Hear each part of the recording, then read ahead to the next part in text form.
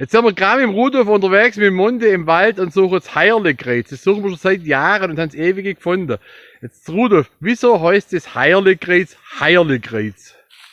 Ja, früher hat man halt zum Pfarrer das Heierle gesagt. Früher, einfach, weißt du warum? Da hat die Leute eben beichtet, der hat alles gewusst. Der hat alles, vielleicht ist er da einmal ein wenig Apparat gefallen, dann während sie die gedacht haben, der muss weg, der Pfarrer, der hat keinen mehr. Ja, und noch, ja. Und das haben wir dann zur Sühne aufstellen müssen für den Mord. Ja, ja.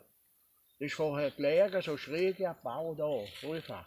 Und da hat sie es einmal in der, hat Gott wieder den geheißen, der Pfarrer Luitz, da hat sie einmal ein Heimatbuch gemacht und das Zeug jetzt festgehalten.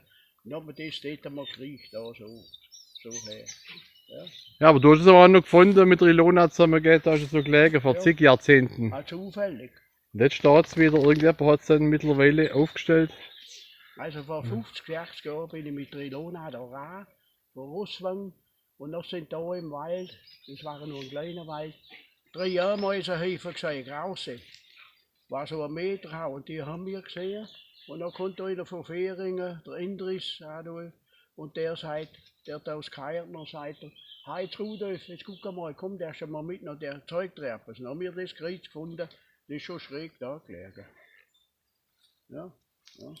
Super. Wir haben auch das letzte Jahr gesucht, den ganzen Tag lang, im richtigen Waldstück daheim. Ja. Wir haben es nicht gefunden, das war zugewachsen. Ja. Und jetzt Rudolf zeigt uns halt. Das muss ich auch finden, das ist alles drumherum zugewachsen.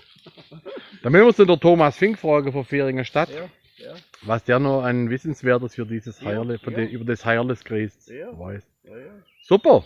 Aha. Dankeschön, Rudolf! Also, die Paul.